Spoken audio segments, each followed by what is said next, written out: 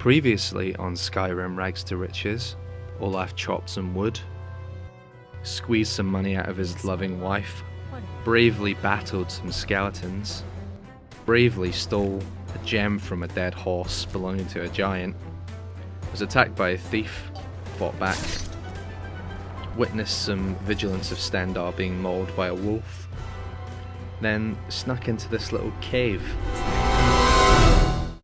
There's something out there. Now this cave just happened to be a vampire's lair, of course it did. But they didn't see us, so we couldn't resist the temptation of that chest there. So we snuck in and took the loot within a decent little hall there. We also spotted a vigilant of Stendar, dead, so we took all their stuff. Those guys are very unlucky, it seems.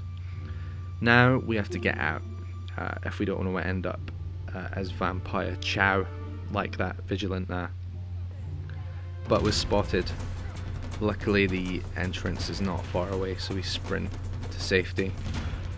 But in the process we got attacked by one of the drain life spells, which gave us the dreaded sanguinaire vampiris, which is the vampire disease that, if left unchecked, will result in Olaf becoming one of the undead, a bloodsucker, a child of the night.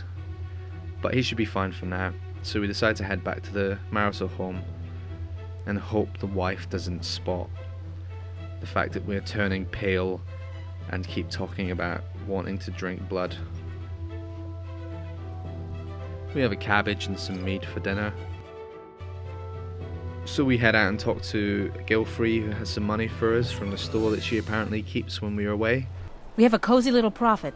Here, this is your share, love. And we figure we might as well do a bit of wood chopping before we head back to the house and then head to bed.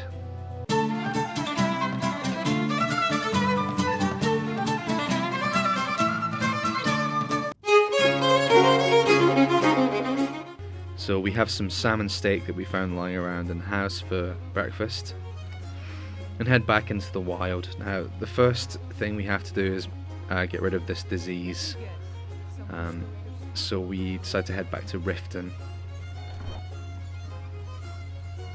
and before we get cured we stop in at the general goods store and offload the various bits and pieces we picked up on the way, skins and other junk. Now we head to the Temple of Mara, where we got married a few episodes ago, but this time we're getting cured of a horrible, life-draining disease, which is kind of like marriage in a way.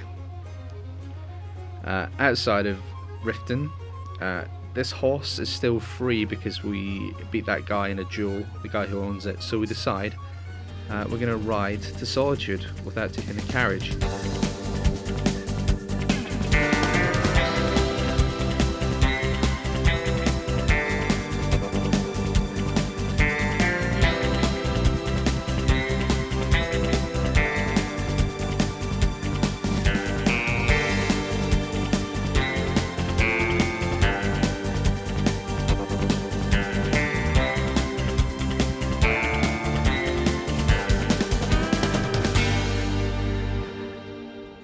So we arrive in Solitude just as the sun is setting. We picked up a lot more animal skins and bits on the way, on the ride, then a bit of horseback hunting. So we sell it and then we head to the Winking Skeever and turn in for the night.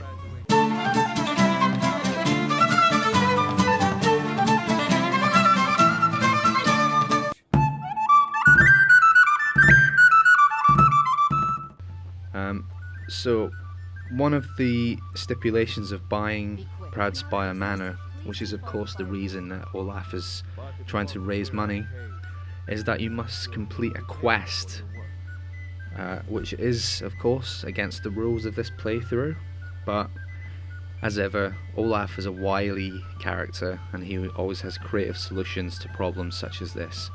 So we head back to the Winking Skeever and hire Belrund. He is a mercenary, he's a spell sword, so he can cast spells and he's pretty good with a sword as well, so we hire him. By blade or by spell, if you want it dead, I'll make it dead. And take him on this quest, which Falk Firebeard, the Jarl of Solitude's steward, wants us to clear out Wolfskull Cave. There's been reports of mysterious activity, and these skeletons are a clue that not everything is normal in Wolfskull Cave, but we bravely enter because we have the backup of a mercenary friend. He does a good job of taking out the undead Draugr that lurk in the darkness here. There's also some necromancers. He struggles to beat these guys initially, so we help him out with some arrows flung from afar. Despite our previous track record of killing our companions by accidentally shooting them. It's a close call here. We almost kill Belrund, but luckily he survives Olaf's dodgy archery skills. So the tactic here is basically firing arrows from a distance whilst Belrund runs in with his sword and his spells, occasionally his bow. We find the main chamber here, where a bunch of necromancers are trying to raise the Wolf Queen or something. Olaf doesn't understand, he doesn't care.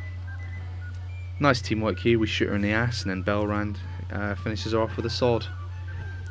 We like Belrand, he's a good guy, he's helping us out here. Finally we team up together and take out the necromancers who are trying to summon the Wolf Queen. And bam, we have cleared out Wolfskull Cave.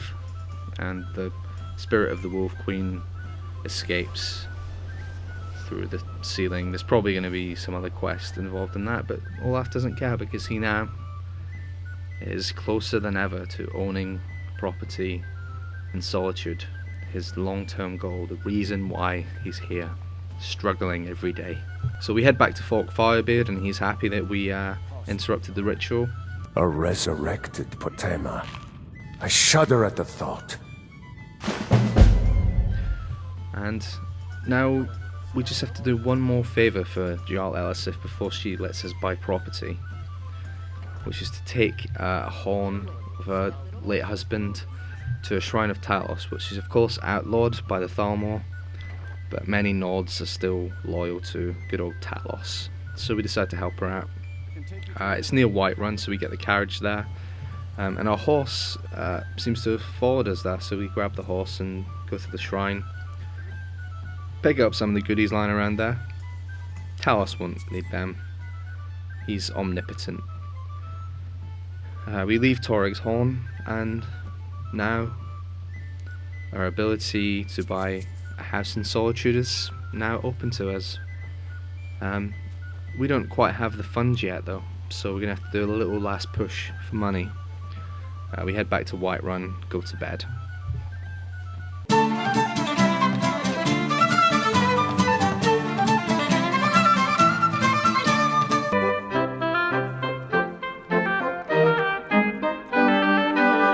Day 43. This could very well be Olaf's final day of work. It's taken him a while, but he's reaching his goal. We get up super early and grab the carriage to Solitude, and we head back to Jarl Elisif and tell her that we delivered Toryg's Horn. And she is grateful, so grateful that we are now Thane. You have more than earned the right to purchase property and take the next step to becoming a Thane. Olaf has started from being a man with a sack and no shoes to the Thane of the capital of Skyrim, all through hard work and the occasional bit of adventure, but not much. So we go out into the wilderness to try and earn the rest of the money. We find this little burial mound. There's one skeleton in it. Olaf can handle that. There's some urns here full of gold, some other bits and pieces. There's a staff down here that is very valuable, and the Staff of the Revenant is called, and it will probably fetch us about 300 or 400 gold. Very tidy. We do a bit of hunting, traditional labour, kill a hawker. He doesn't look very pleased about being shot in the nose with an arrow.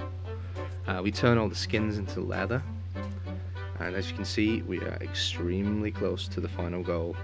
So we finish off with Olaf's greatest skill, chopping wood. And voila! We now have earned 25,000 gold